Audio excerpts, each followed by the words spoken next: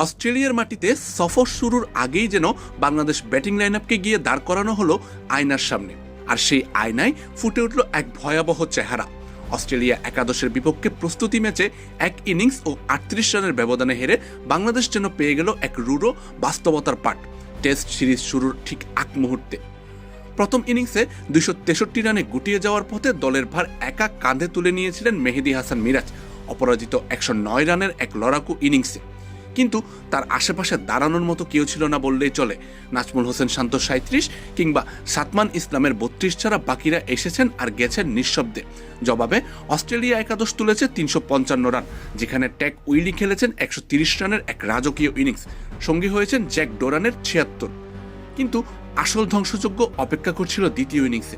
মাত্র ৫৪ রানেই গুটিয়ে গেল পুরো দল, যেন তাসের ঘর ভেঙে পড়ল নিমিষে।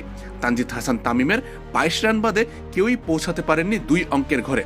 আর এই ধ্বংসযজ্ঞের নায়ক এক ক্যাম্পবেল থমসন, যিনি একাই তুলে নিয়েছেন ৮ উইকেট। সবচেয়ে বিদ্রুপের বিষয় হলো এই বোলার অস্ট্রেলিয়ার মূল স্কোয়াডেই নেই।